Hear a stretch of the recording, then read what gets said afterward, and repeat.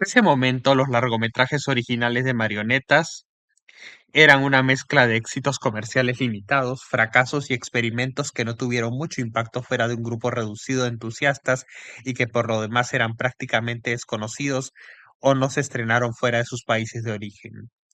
Pero la década de 1980 de 1900 hasta principios de la de 1990 fue una época interesante para la animación stop motion, donde muchos elementos se unieron para preparar el terreno para un gran avance en el largometraje de marionetas. La generación que creció siendo niña en las décadas de 1950 y 60 enganchada a Rudolph, Gumby, las reediciones de King Kong y los estrenos de películas de Harryhausen, comenzó a dejar su huella bien entrada la década de 1970 y 80. De los entusiastas de la animación stop motion que abrieron camino en la década de 1980, Phil Tippett revolucionaría el arte de los efectos de criaturas stop motion, particularmente al perfeccionar las técnicas de desenfoque de movimiento en El Imperio Contraataca de 1980 y Dragon Slayer de 1981.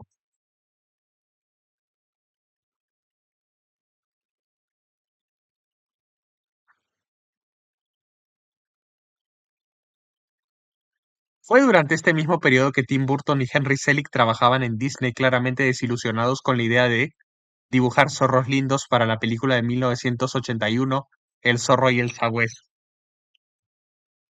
El ambiente en el estudio era de intentar avanzar hacia nuevos territorios, pero carecían de la química y la confianza para llevarlo suficientemente lejos. Después de que Selig se fuera para dedicarse a las películas de stop motion en el área de la Bahía de San Francisco, Burton logró hacer su cortometraje de stop motion Vincent de 1982 en Disney y creó arte conceptual para una historia titulada Pesadilla, El extraño mundo de Jack, que permaneció en manos del estudio y guardada en sus archivos. Por muy innovador que fuera por muy innovador que fuera Vincent, las circunstancias hicieron que Burton dejara el estudio y se fuera a cambiar la cara del cine en otros lugares a través de Batman y otras películas tempranas.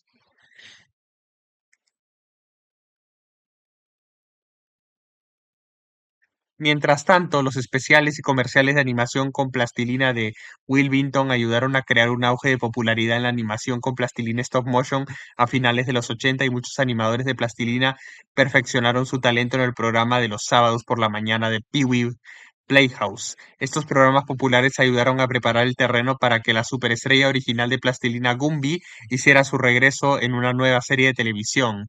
Art Clocky reunió una sección transversal única de talento para su nuevo programa y para muchos fue su gran oportunidad en el mundo de la animación stop motion. El equipo de animadores que se reunió en este programa incluyó a Mike Pelzer, Stephen Buckley, Angie Glocka, Tim Hitler, Eric Lichton, Lionel y Orozco, Anthony Scott, Trey Thomas y Richard Zimmerman. Este grupo de nuevos talentos finalmente uniría fuerzas con otros en El extraño mundo de Jack, que recibió luz verde de Touchstone Pictures de Disney en 1990. Tim Burton eligió a su antiguo compañero de Disney, Henry Selick, para dirigir la película basándose en su experiencia en stop motion y su brillante atención al detalle. Fue un proyecto profundamente personal para Burton, la culminación de su amor por los especiales de stop motion que tanto le gustaban de niño.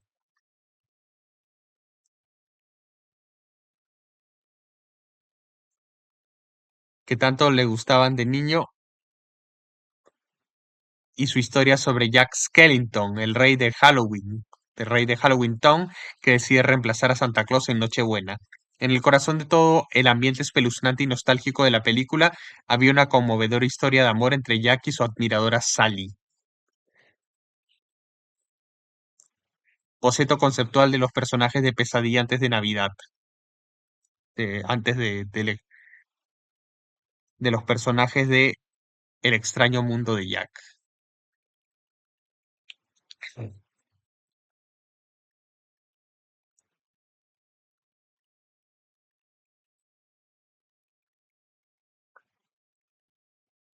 El extraño mundo de Jack se produjo en 40.000 pies cuadrados de espacio de almacén en el área de la Bahía de San Francisco durante un periodo de 3 años. Esta fue la primera vez que se produjo un largometraje de animación stop motion con un presupuesto de alto nivel y una amplia gama de talento experimentado en el medio. Disney estaba de vuelta en la cima, la animación volvía a estar de moda y la animación stop motion había estado cabalgando la ola de su primera gran edad de oro en todas sus facetas, plastilina, marionetas y efectos de criaturas. El extraño mundo de Jack combinó casi todas las técnicas de marionetas y realización cinematográfica que se habían utilizado para la animación stop motion, incluyendo proyección frontal y trasera, efectos de doble exposición, moldeo en látex espumado, armazones de rótula, animación de reemplazo y una sólida interpretación de los personajes. El diseño de producción fue increíblemente sólido y otra característica única fue el uso extensivo del control de movimiento moderno para hacer de la cámara una parte móvil de la historia. Para rematar todo a la perfección, hubo una banda sonora y canciones inolvidables de Danny Elfman, un colaborador habitual en las películas de Tim Burton.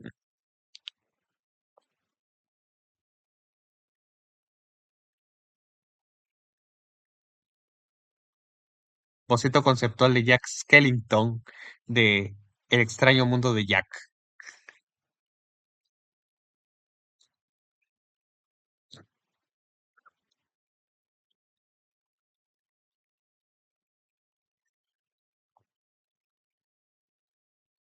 Al mismo tiempo que rodaba El extraño mundo de Jack, se producía Jurassic Park, Parque Jurásico, con la intención de incluir los efectos de dinosaurios en stop motion de mayor calidad jamás utilizados. Las pruebas con la nueva y revolucionaria tecnología de animación por computadora acabarían por anular el uso del stop motion en la película y supondrían el fin de esta técnica de efectos especiales para criaturas cuando se estrenó en el verano de 1993. Sin embargo, El extraño mundo de Jack, estrenada ese mismo año, demostró que la idea de animar marionetas fotograma a fotograma podía funcionar finalmente en un largometraje y que aún tenía un futuro prometedor. El director de fotografía, Pete Kosachik, ves la entrevista completa con Pete en el capítulo 5, entrevista con Kosachik, describe la importancia de la película.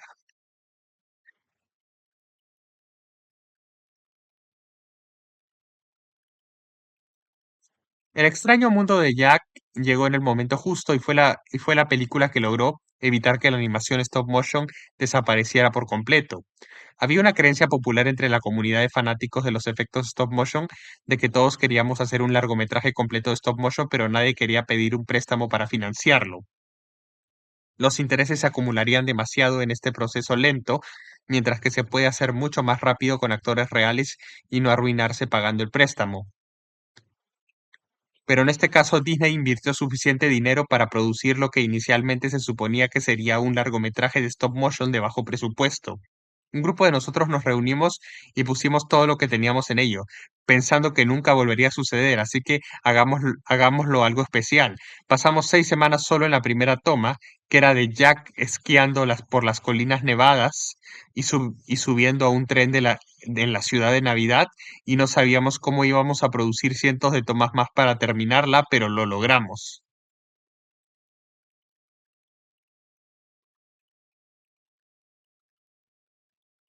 El éxito del extraño mundo de Jack fue fuerte en su lanzamiento inicial y solo continuó creciendo en los años siguientes en DVD y más allá. Fue único para el momento en que se hizo y sigue siendo único para los estándares actuales. Basándose en la visión única y el gran grupo de talentos que se mostraron en la película, Disney había infundido confianza en Henry Selick para dirigir un largometraje de seguimiento en stop motion.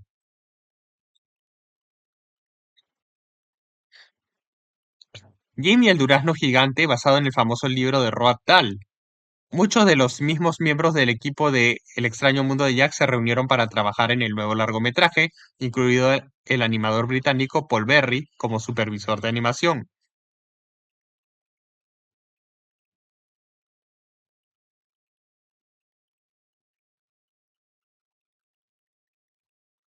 Tim Burton también estuvo involucrado como productor, pero pero Jim y el durazno gigante fue una película que puso el diseño y el estilo personal de Selick más en primer plano. Al igual que el trabajo anterior de Selick para MTV, James combinó elementos de animación de marionetas con recortes, animación por computadora y acción real. Desde el principio parecía que estaba destinado a ser una mezcla experimental de medios. La idea original era combinar un actor real como Jim, como James, toda la película. Esto llevó a considerar una película completamente en stop motion y terminó siendo stop motion enmarcada por segmentos de acción real al principio y al final. Jim y el Durazno Gigante es una película encantadora con algunas imágenes sobresalientes y una animación inspirada, incluida una aparición especial de Jack Skellington.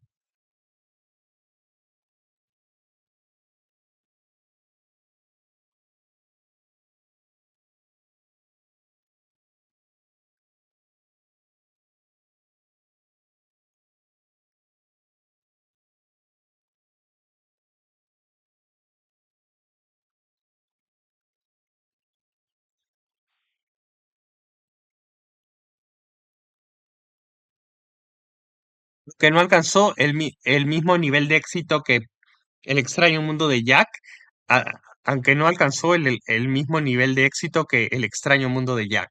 Además, para cuando se estrenó en 1996, el público aún estaba asimilando las nuevas innovaciones de CGI de Toy Story de Pixar y la ola de películas inspiradas en los revolucionarios efectos de Jurassic Park. Incluso otras películas tradicionales de Disney de la época como Pocahontas de 1995 y El jorobado de Notre Dame de 1996 resultaban resultaban formulistas para la mayoría y el público comenzaba a interesarse por otras áreas. La relación entre la compañía de Disney, Miramax y Henry Selick también se tensó, ya que se abandonaron los planes para otra película llamada Toots y La casa al revés. Selick siguió adelante con un nuevo proyecto de animación stop motion basado en una novela gráfica llamada Dark Town, que finalmente se renombró como Monkey Bone. Aunque esa película contenía algunas secuencias de personajes en stop motion increíbles, el resultado final, estrenado en 2001, se convirtió más bien en una extraña película de acción real que no tuvo éxito en taquilla.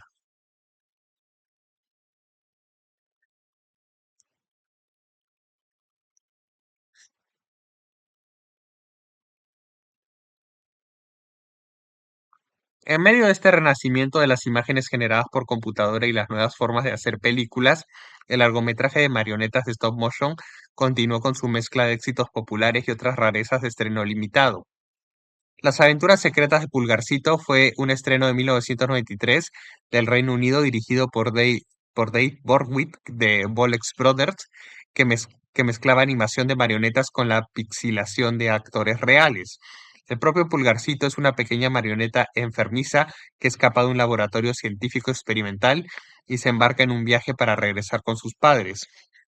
El estilo de la película es crudo, surrealista y recuerda a Spankmajer, Los hermanos Quay y las películas checas más oscuras.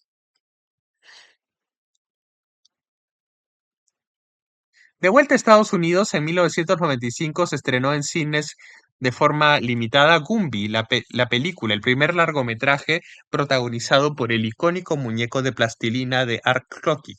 La historia presentaba a Gumby y a sus amigos en una banda de rock que planeaba un concierto benéfico, el cual se ve amenazado por el intento de los Blockheads de reemplazarlos con robots. El largometraje se produjo en realidad durante el auge de la serie Las nuevas aventuras de Gumby, aprovechando el éxito recién descubierto del protagonista y el talento emergente que comenzó en él.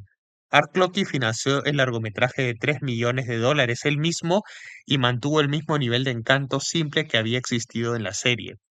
De hecho, lo simplificó tanto que redujo su equipo de animación a un tercio de su tamaño original y tardó unos 30 meses en filmarlo. Los animadores que se quedaron para trabajar en el largometraje terminaron trabajando en el extraño mundo de Jack poco después.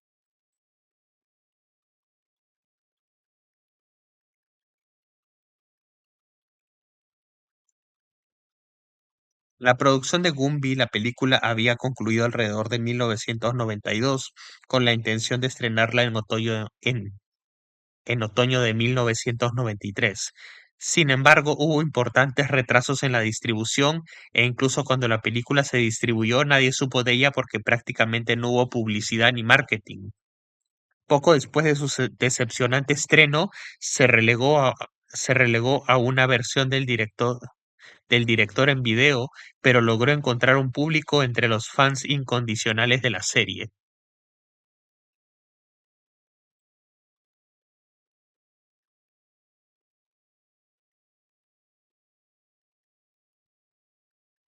Gumby y Pocky, protagonistas de Gumby, la película.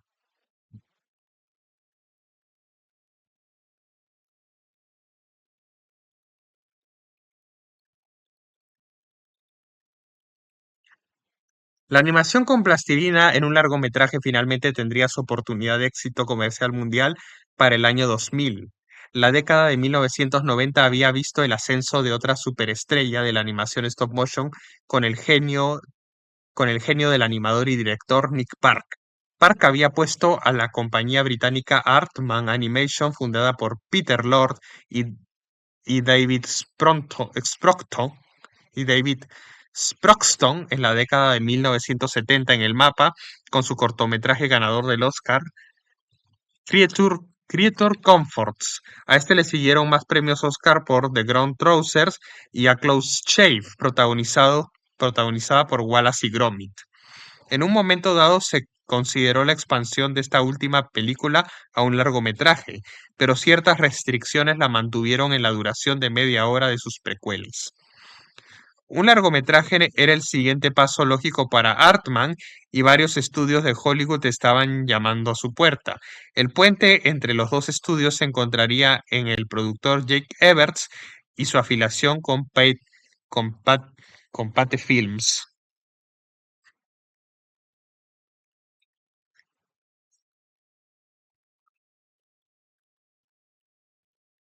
que accedió a financiar el desarrollo de un largometraje. Se consideraron varias ideas basadas en historias populares, pero Artman opinó que una idea original era la mejor opción. Algunos dibujos de gallinas en el cuaderno de bocetos de Nick Park dieron origen a la idea de una película de escape con gallinas. Tras presentarle esta idea a Ebert, el equipo de Artman se encontró frente a Steven Spielberg, Jeffrey Katzenberg y David Geffen, fundadores de la nueva DreamWorks Animation SKG. Poco después, un acuerdo de cofinanciación y distribución entre DreamWorks y Pathé proclamó que el primer largometraje de Artman sería Pollitos en Fuga, dirigido por Nick Park y Peter Lorre. La guionista estadounidense Carrie Kirkpatrick se unió al proyecto para ayudar a Park y Lord a concretar su historia, que narraba la vida de un grupo de gallinas británicas en una granja gobernada por los malvados señores Tweedy. Una gallina llamada Ginger, con la voz de Julia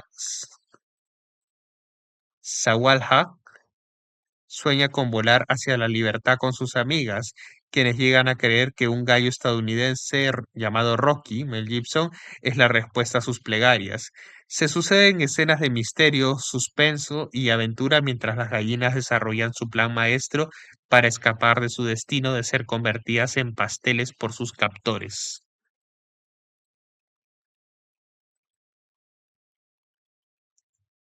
Fotograma promocional de Pollitos en Fuga.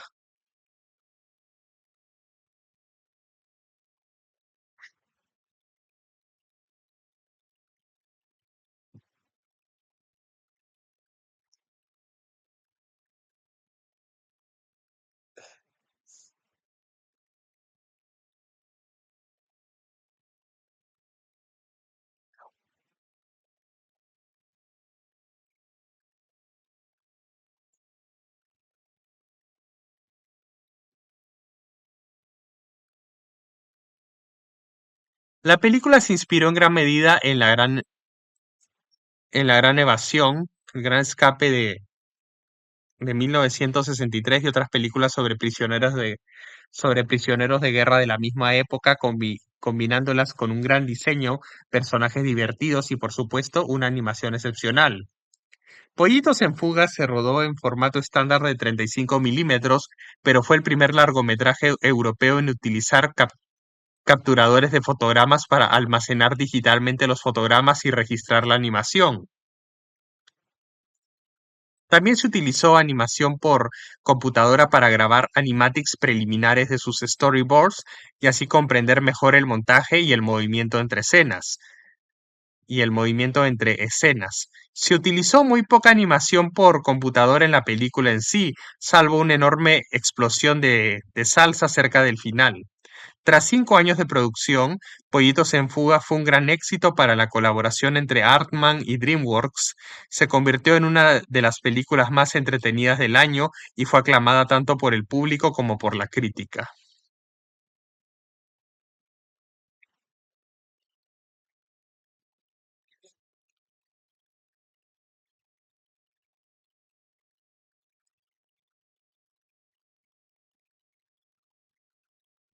El año 2000 también trajo a la pantalla un largometraje de animación stop motion llamado The Miracle Maker, basado en la vida de Jesucristo. Una historia significativa para contar en los albores del nuevo milenio.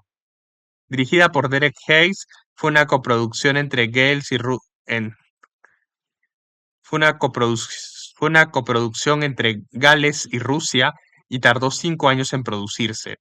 Si bien el estudio galés produjo algunas secuencias de animación tradicional y la producción general, toda la animación de marionetas fue desarrollada y filmada por animadores rusos en Christmas Films, que tenía una larga tradición de adaptar historias bíblicas a la animación stop motion a través de su serie de películas Testament.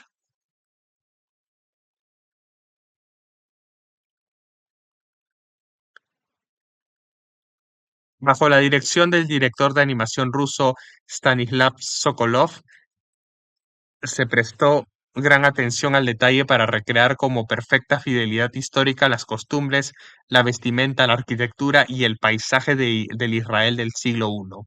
La animación con marionetas, que en su esencia se crea desde cero con gran pureza, se prestó perfectamente para esta tarea trascendental y todo el equipo la tomó muy en serio. La imagen de Jesús fue la culminación de muchas representaciones diferentes a lo largo de los siglos y en última instancia se inspiró en fotografías de personas de la región donde vivió.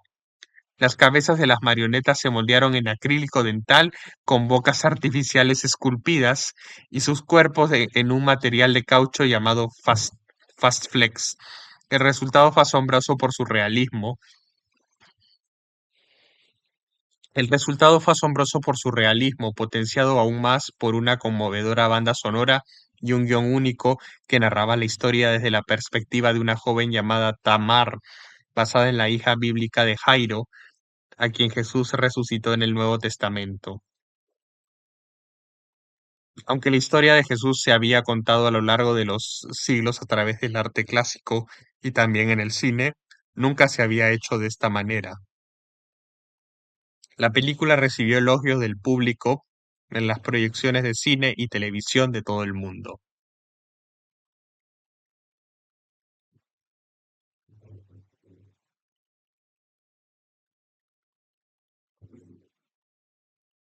Marioneta de Jesucristo, Marioneta de Jesucristo de The Miracle Maker de 1999.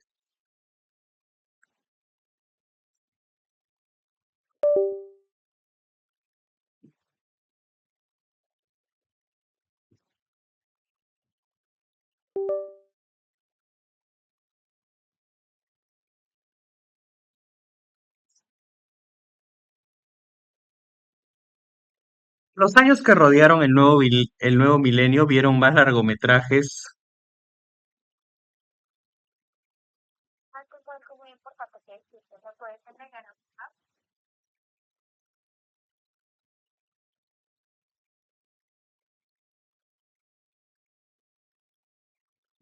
No sé.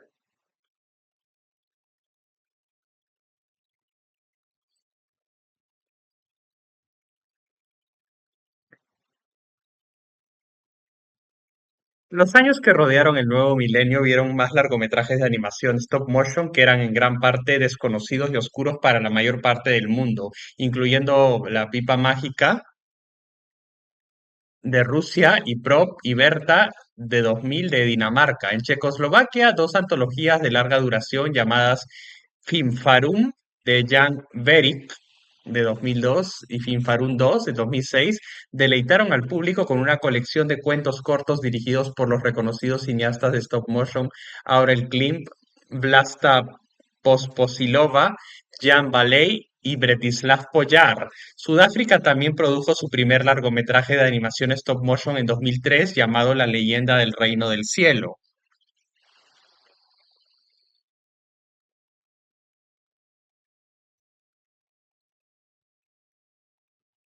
Una escena de Maria Miracle Maker.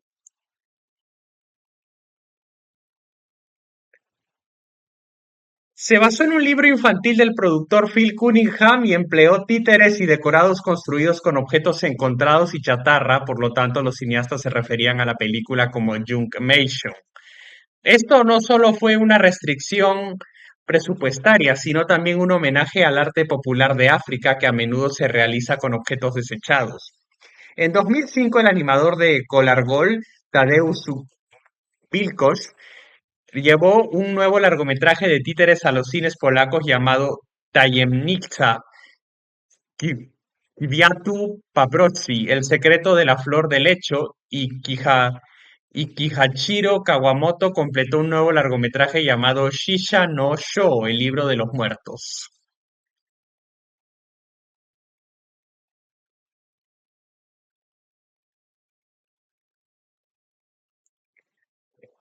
En 2006 se completó la producción, tras 13 años de producción, de un largometraje independiente de animación stop motion llamado Blood, Tea and Red String, dirigido por la cineasta estadounidense Christiane Segapske. Segapske era una estudiante de arte que se inspiró al ver a Alicia de Jan Svankmajer y comenzó a animar cortometrajes mientras estudiaba en el Instituto de Arte de San Francisco. Sus proyectos y cortometrajes comenzaron a crecer hasta convertirse en su largometraje, que fue financiado principalmente trabajando como animadora principal y escultora para varios estudios en Los Ángeles. Blood Tea and Red String, descrito como un cuento de hadas hecho a mano para adultos, cuenta la historia de dos grupos de criaturas, los ratones blancos y las criaturas que habitan bajo el roble y su conflicto por obtener la posesión de una hermosa muñeca. La historia está llena de imágenes surrealistas y oníricas. Se cuenta completamente sin diálogos y presenta una inquietante banda sonora de Mark Groden. La película ganadora de premios se proyectó en varios festivales de cine y fue la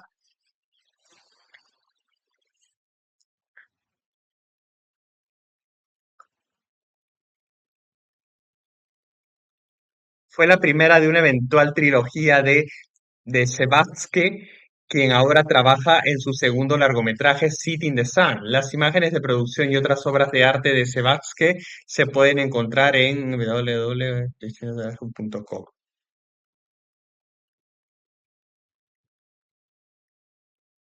Una escena de té de Sun, de Blood Tea y Red String. Té de sangre y cuerda roja de 2006.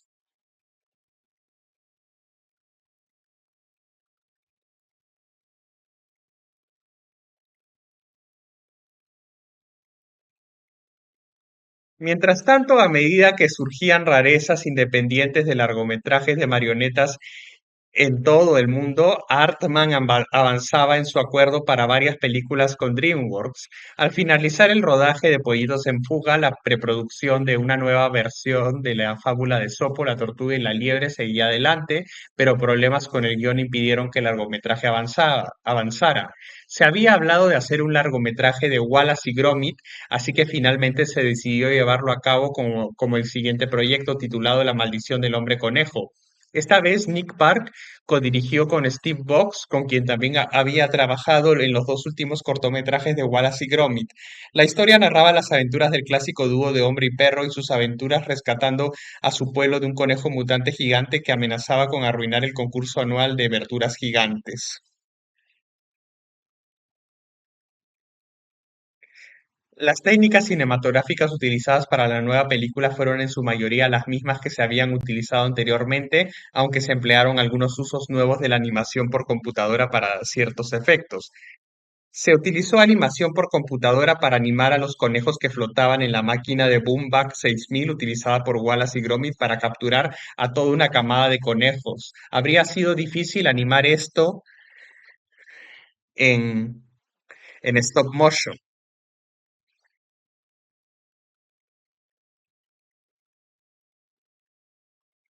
La textura de arcilla de los conejos se escaneó en los modelos CGI para mantener la misma apariencia y el efecto es impecable. La película también empleó un uso creativo de la composición con pantalla verde y efectos de niebla para ayudar a crear ciertas tomas para la atmósfera de película de terror. En general, la película conservó la calidad artesanal, el humor y el sabor clásico británico de los cortometrajes originales al tiempo que se volvió más épica en alcance para atraer a un público masivo. Es una película hecha por y para personas que aman el cine, llena de guiños a Metrópolis, King Kong, La Bella y la Bestia, El Hombre Lobo, Un Hombre Lobo americano en Londres y las películas de terror de Hammer de la década de 1960, todo reunido para una experiencia fantástica.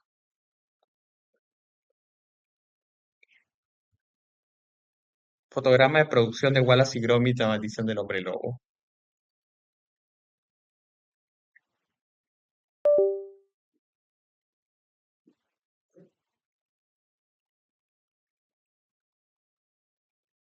Mientras Artman producía su largometraje en Bristol, otro largometraje de animación stop motion se producía en los estudios Three Miles en Londres, el cadáver de la novia de Tim Burton. El origen de la película se atribuye al fallecido Joe Ranft, supervisor de guiones gráficos de El extraño mundo de Jack.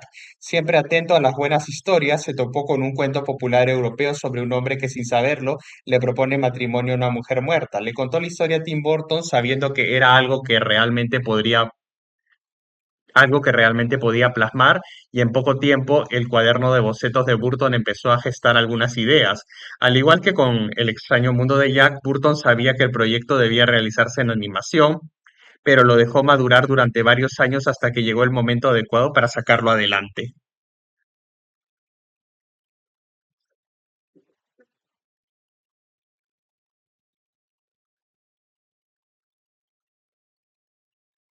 Después de El extraño mundo de Jack, por supuesto, hubo una avalancha de películas de animación por computadora a finales de los 90 y principios de los 2000, incluyendo Mars Attacks del propio Burton, que fue animada por computadora después de que originalmente se planeó que fuera stop motion. Cuando el cadáver de la novia resurgió figurativamente de la tumba de sus cuadernos de bocetos, se consideró la posibilidad de usar animación por computadora. Se hicieron algunas pruebas, pero Burton sabía que el proyecto tendría mucha más resonancia si se hacía en stop motion. Al principio se consideró producir la película en los antiguos estudios Will Vinton en Portland, pero la asociación no estaba destinada a durar. Cuando Warner Bros. Dio luz verde oficialmente al proyecto, se reunió en el Reino Unido un equipo de colaboradores habituales de Burton combinados con nuevos talentos. Mike Johnson fue elegido como codirector. Johnson había sido animador asistente en El extraño mundo de Jack y luego dirigió un cortometraje llamado El Diablo bajó a Georgia y varios episodios de los PJs en los estudios Will Vinton. Las marionetas fueron diseñadas por los fabricantes de primera línea McKinnon y Saunders y fueron las primeras en emplear una nueva técnica para la animación facial.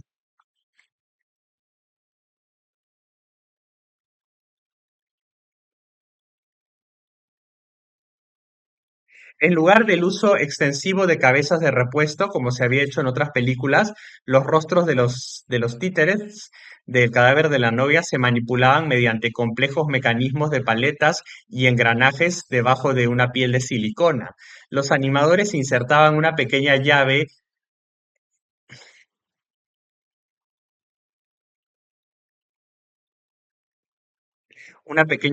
Allen en agujeros ubicados en la oreja del títere o en la parte posterior de la cabeza para hacer que la mandíbula cayera, las comisuras de la boca se contrajeran y otros tipos de movimientos sutiles.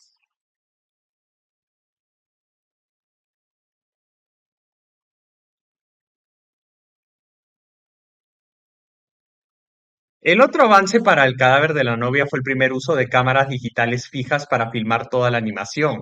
Esta decisión se tomó 2 semanas antes de que comenzara la producción, a pesar de que tenían 30 cámaras de cine Mitchell clásicas y montones de películas en los estantes listos para ser utilizados. Toda la película se filmó con Canon EOS 1D Mark II y proporcionó retroalimentación instantánea de cada escena, lo que facilitó la visualización y aprobación de las tomas diarias en el momento. Todas las escenas digitales se editaron utilizando Final Cut Pro de Apple, que fue otra primicia para un largometraje de stop motion.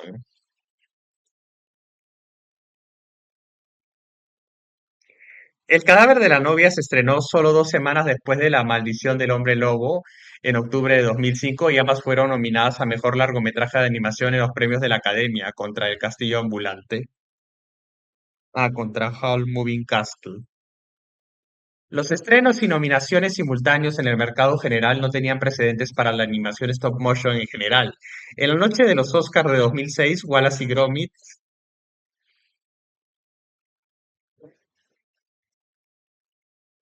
el-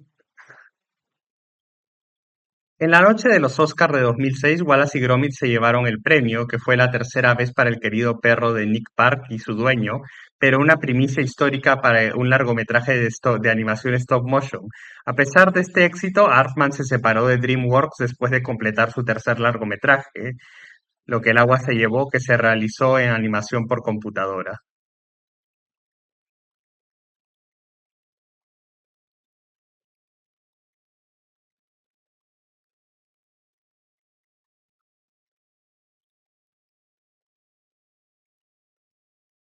Marionetas del cadáver de la novia de Tim Burton.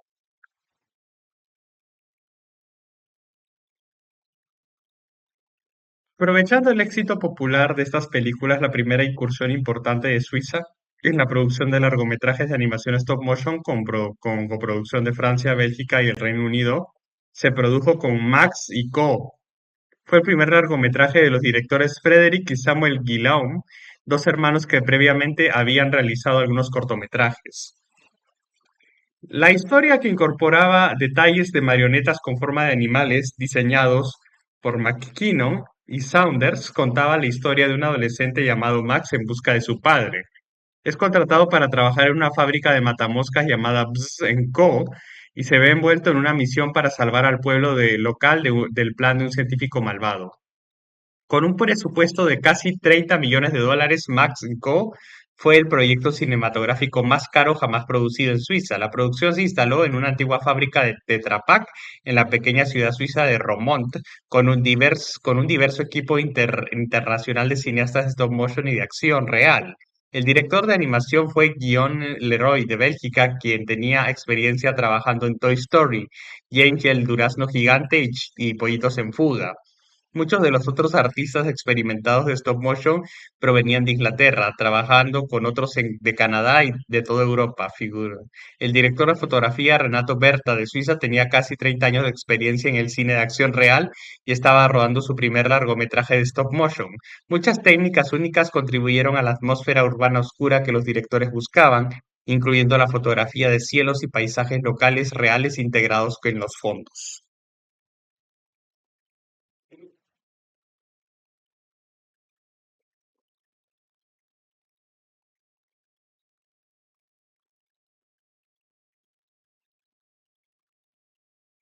Hololib.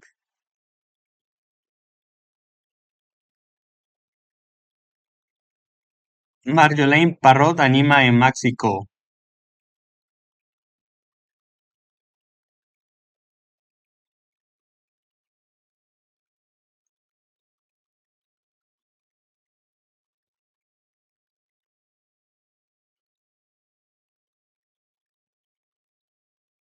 A pesar de las excelentes críticas y haber ganado el premio del público en el Festival de Animación de Annecy del 2007, el estreno oficial europeo de Máxico en febrero de 2008 no cumplió con las expectativas. Solo vendió 16.000 de las 110 de las 110.000 entradas previstas. De la, y la productora formada para crear la película se declaró en bancarrota. Este giro de los acontecimientos obviamente limitó el potencial de un estreno más amplio y hasta ahora el lanzamiento en DVD aparentemente se ha limitado a Francia. Los valores de producción extremadamente altos, la animación fluida, el sofisticado manejo de marionetas y el hermoso diseño que se emplearon en la película hacen de Máxico una joya lamentablemente perdida que simplemente puede caer en el estatus de película de culto.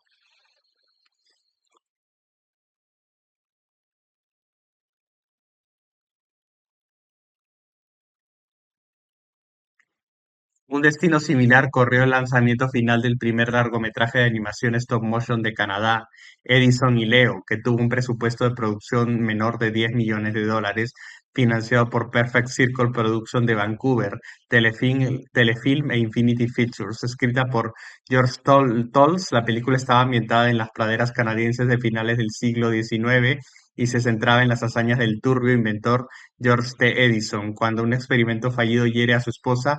La súplica de ayuda de Edison a una tribu nativa resulta ser una serie de giros argumentales asesinos, incluida la electrificación de su hijo Leo.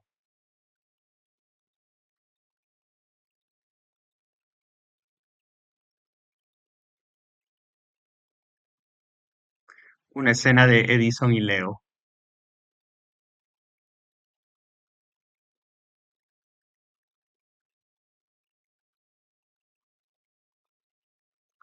El tono steampunk de la película no estaba dirigido a un público familiar y presentaba escenas de violencia gráfica e insinuaciones sexuales.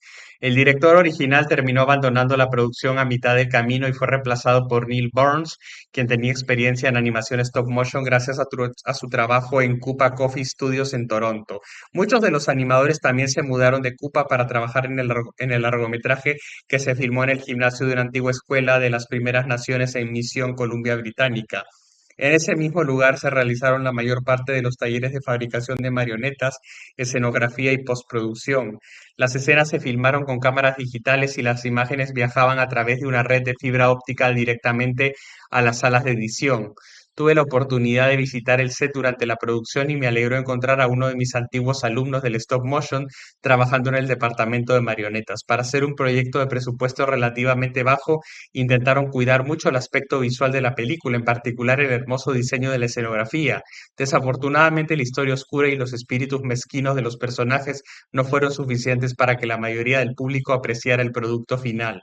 La película se proyectó en el Festival Internacional de Cine de Vancouver en 2008 y en el Festival de Animación de Ottawa en 2009, pero no consiguió un estreno en cines estándar y fue directamente a DVD. Históricamente hablando, es genial que Canadá finalmente haya producido un largometraje de animación stop motion con un estilo visual único y esperemos que vuelva a suceder. En producción al mismo tiempo que Edison y Leo se encontraba otro largometraje de stop motion con una sensibilidad muy adulta, una producción israelí-australiana llamada $9,99, dirigida por Tatia Rosenthal. Rosenthal nació en Israel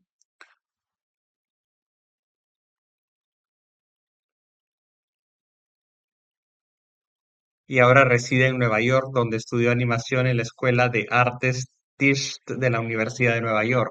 La influencia de sus estudios definitivamente se reflejó en en $9,99. Pasó el diseño de sus personajes de marionetas en el jefe de animación de la Escuela Tisch, el animador e historiador ganador del Oscar John Maker. Antes de su largometraje, Rosenthal había realizado dos cortometrajes de animación stop motion, Crazy Glue y A Book Squirt, en colaboración con el escritor israelí Edgar Keret. Esta última película consistía en una tensa escena de diálogo entre un hombre de negocios y un indigente que sirvió de base para lo que se convertiría en $9,99.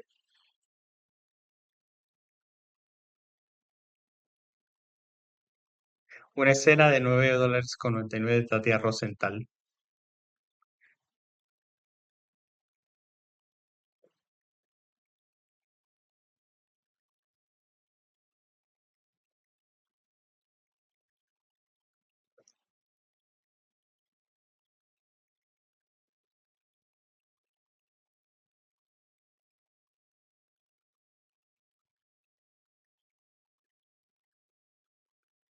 Con un presupuesto reducido, la preproducción que duró 5 meses comenzó en Australia en agosto de 2006. La producción comenzó en 2007, filmando con cámaras digitales y un pequeño equipo de animadores durante 40 semanas, y la postproducción se completó posteriormente en Israel.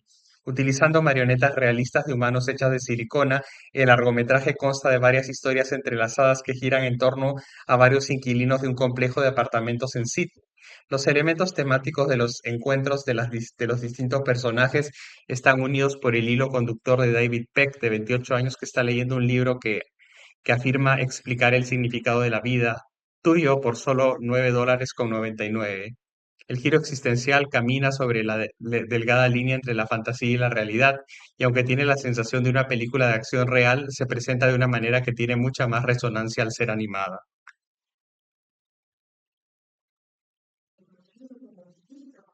Rosenthal se refirió al estilo dictado por las historias de Keret como realismo mágico que se adaptaba bien al medio stop motion. Ciertos elementos de la película, como un niño pequeño que sueña con intrincadas marionetas de sombras en la pared de su habitación y otro personaje representado como un ángel alado, habrían desentonado como trucos de efectos en una película de acción real, pero a través de un universo completamente stop motion encajan mucho mejor con un estilo propio. Los personajes de marionetas son realistas en sus movimientos, pero lo suficientemente estilizados como para presentarse como más impresionistas y simbólicos en las reflexiones filosóficas del guión. En general, la película es muy singular, aportando un enfoque fresco y maduro al stop motion entre las ofertas más caricaturescas del cine comercial dirigidas a los niños. Varios actores australianos destacados, como Geoffrey Rush, también prestaron sus voces a la película $9,99. Se estrenó en el Festival Internacional de Cine de Toronto en 2008 y al año siguiente comenzó a llegar a cines y festivales cosechando críticas positivas y premios en el proceso.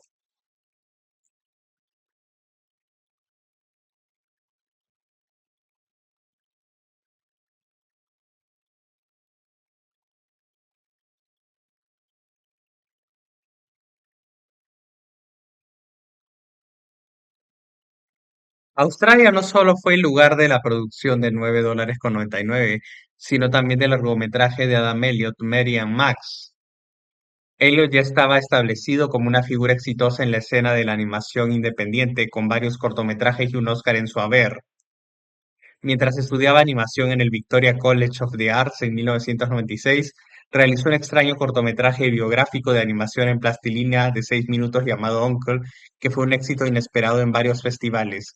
El estilo característico de Elliot plasmado en su película consistía en una animación muy limitada de personajes de plastilina, que a menudo miraban fijamente a la cámara y en filmar en blanco y negro. Una narración baja e inexpresiva contaba del- la historia detrás de las trágicas vidas de estos personajes de plastilina de una manera inquietante pero muy conmovedora. El poder de las películas de Elliot reside en la brillante escritura combinada con un divertido diseño de personajes y una mezcla de humor y melancolía. Aunque le siguió una serie de cortometrajes ejecutados en el mismo estilo de ingenio oscuro y seco, uno llamado Cousin, otro llamado Brother y finalmente la épica de 22 minutos Harvey Krumpet, que se llevaría a casa el premio de la Academia al mejor cortometraje de animación en 2003.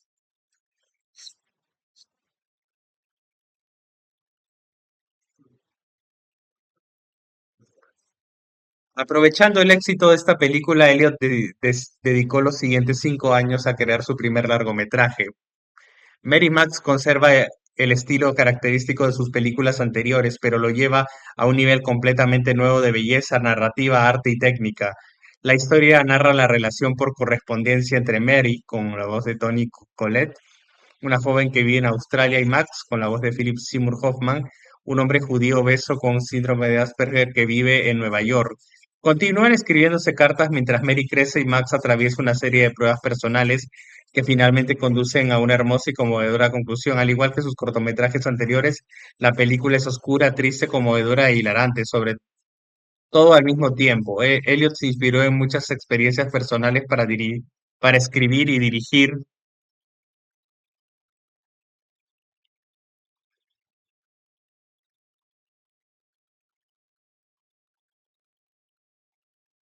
la película. basándose en una relación real por correspondencia que mantuvo con su amigo y su exploración temática de las personas diferentes. El rodaje se realizó con el software Stop Motion Pro, conectado a cámaras reflex digitales por un talentoso equipo de producción compuesto por 6 animadores y unos 120 artistas y técnicos.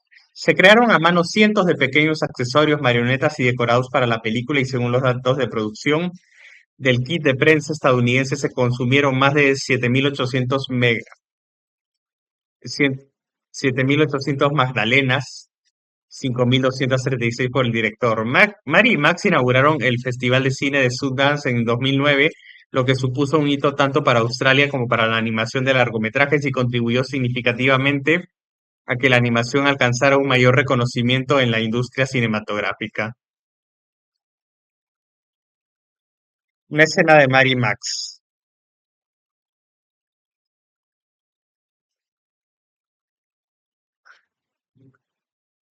¿Por qué no acabamos?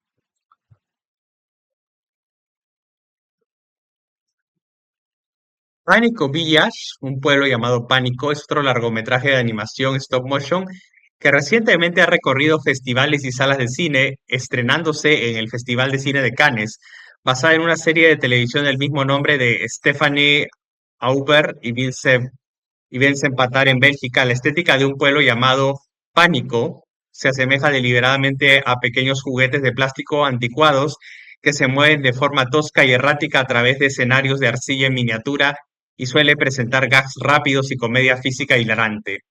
Los personajes principales de la serie de largometraje son los compañeros de casa Cowboy, Indian y Horse.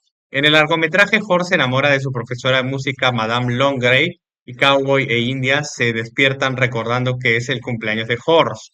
Deciden frenéticamente hacerle una barbacoa como regalo, lo que resulta en la destrucción de la casa y una serie de aventuras que involucran a un pingüino robótico gigante y a una familia de criaturas marinas submarinas. La naturaleza cruda de A Town Called Panic, desarrollada por los directores cuando eran estudiantes de arte, está completamente en desacuerdo con las películas más cuidadosamente elaboradas con las que comparte pantalla. Pero eso es parte de la gracia, los diálogos franceses disparatados, la animación nerviosa y el ritmo vertiginoso de la película y su extraña historia la convierten en una experiencia divertida e increíblemente graciosa.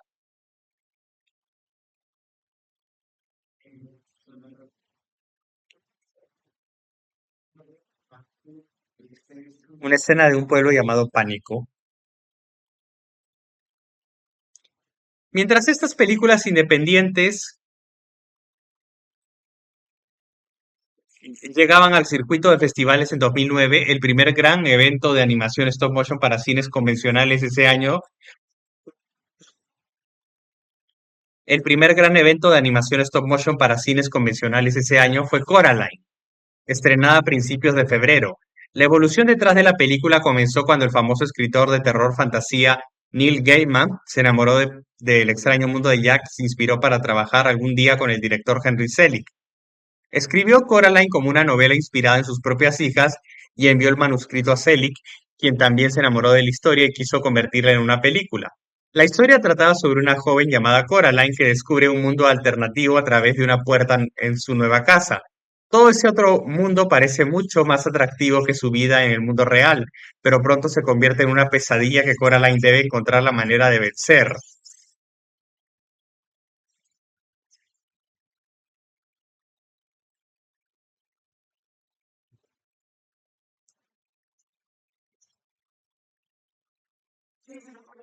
El proyecto pasó por muchos años buscando el estudio, el distribuidor y el medio adecuados para llevarlo a la pantalla. Las decisiones de hacerlo de acción real, animación por computadora, stop motion o una combinación de estos finalmente llegaron a su punto culminante en 2006, cuando la producción como un largometraje completamente de stop motion, cuando la producción como un largometraje completamente de stop motion finalmente comenzó en Laika Studios en Portland, Oregon. Phil Knight había adquirido Bington Studios en 2003 y y renombró la compañía como Laika en 2005 y Coraline sería el primer largometraje producido bajo este nuevo régimen. El equipo era una combinación única de talento que combinaba a muchos que habían trabajado constantemente con Selick desde sus días en MTV, con artistas locales de Portland y otros de todo el mundo.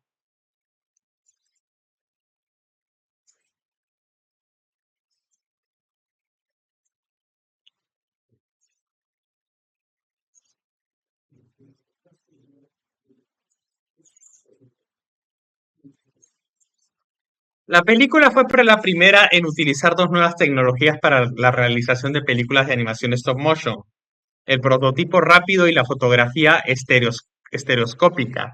El prototipo rápido era un método para imprimir modelos 3D por computadora de animación y accesorios de reemplazo en materiales de resina física para combinar la fluidez técnica de los gráficos por computadora en un escenario estilizado de stop motion. La fotografía estereoscópica era un método para filmar los escenarios de stop motion en 2D, en 3D, tomando imágenes del ojo izquierdo y derecho de cada fotograma y alineándolas para la proyección estereoscópica 3D. Ambas técnicas se describen con más detalle en el capítulo 3, construcción de proyectos, y en el capítulo 4, cinematografía digital, respectivamente.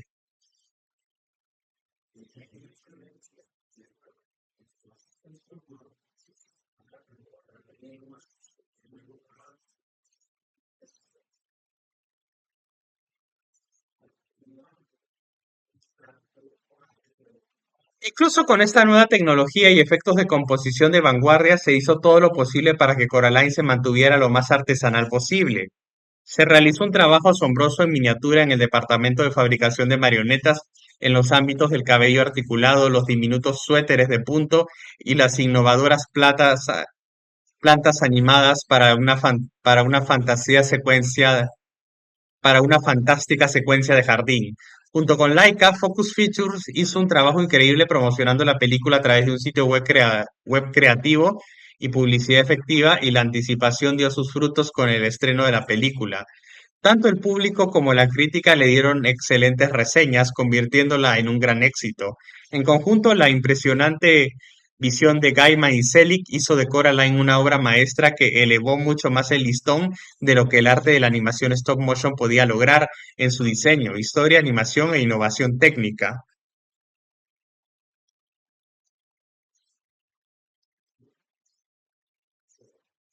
Es fascinante notar que los casi 80 años de historia detrás del largometraje de marionetas para cine comenzaron con Starwitch Tale of the Fox y han completado el círculo con, con Fantastic Mr. Fox de Wes Anderson.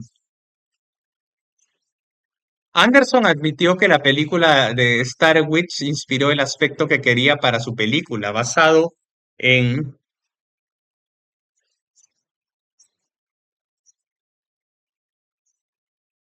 una escena de Fantastic Mr. Fox.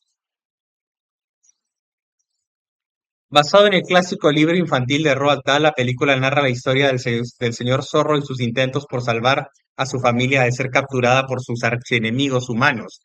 Anderson se tomó muchas libertades al expandir el contenido del libro para crear suficiente material para un largometraje, con su característico humor inexpresivo, composiciones planas y personajes excéntricos.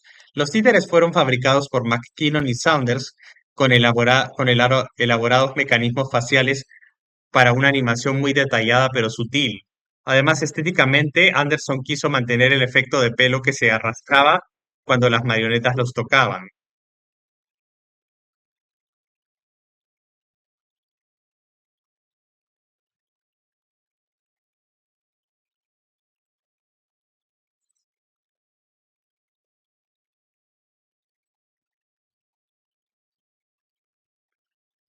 Se adaptaron varios enfoques únicos para la producción en sí, realizada en Three Mills Studios en Londres. Las voces interpretadas por George Clooney, Bill Murray y otros talentos conocidos se grabaron en exteriores en lugar de en un estudio.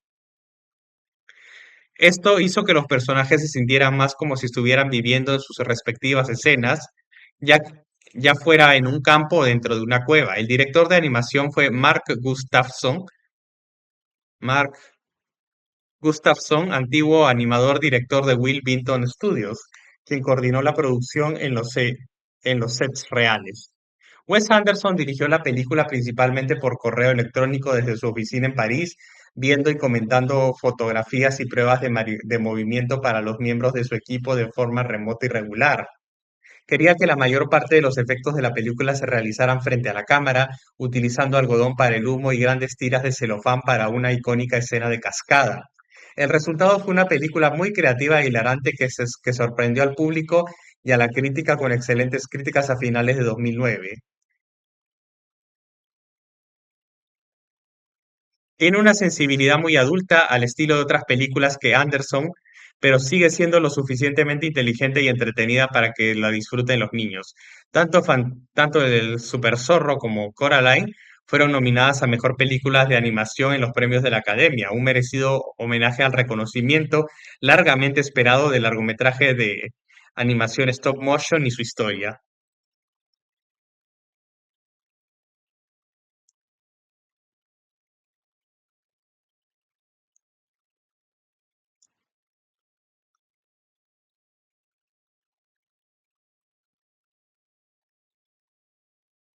Con la llegada del año 2010, en el momento de la primera impresión de este libro, el futuro se presenta prometedor para los largometrajes de animación stop motion.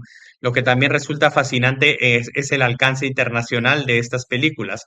Animaking Studios, el estudio de animación más grande de Brasil, ha estado trabajando durante los últimos años en su primer largometraje stop motion, Worms, basado en su premiado cortometraje del mismo nombre. El nuevo largometraje está dirigido a todas las edades con especial atención a los niños y narra las aventuras de un gusano preadolescente llamado Junior.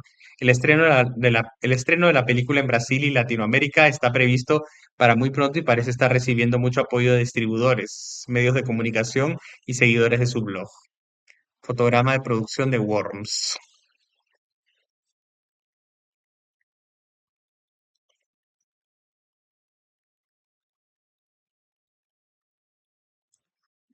En otros lugares se está produciendo en España un largometraje de animación stop motion llamado O Apóstolo. En Alemania, una versión largometraje de la serie de televisión Sant Munchen.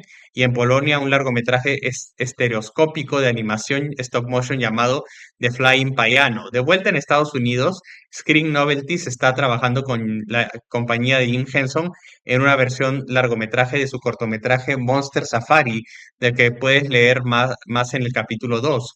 Una entrevista con Screen Novelties.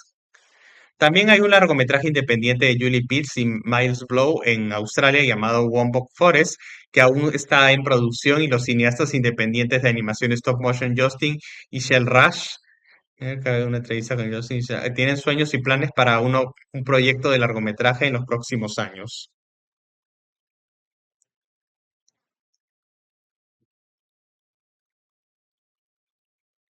Además de los largometrajes independientes, los estudios más grandes están avanzando en más producciones de largometrajes de animación stop motion. Artman Animation está produciendo Piratas del Caribe bajo su nueva asociación con Sony y MyWorld, y Tim Burton se ha unido oficialmente de nuevo a Disney para crear esta versión de largometraje de animación stop motion de Frankenweenie, el cortometraje de acción real que hizo Disney, que hizo para Disney en 1984. Mientras tanto, los fanáticos de la animación stop motion esperan con anticipación a medida que se concreten los planes para futuros proyectos en Laika Studios y la próxima aventura de Henry Selick. A medida que el futuro se desarrolla, ciertamente podemos esperar que el arte avanzado de la animación stop motion continúe su historia en la gran pantalla con infinitas posibilidades y nuevas historias que nos encantarán.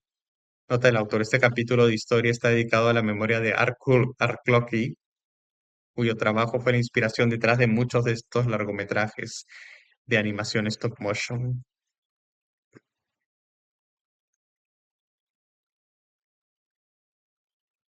Art Clocky, 1921-2010.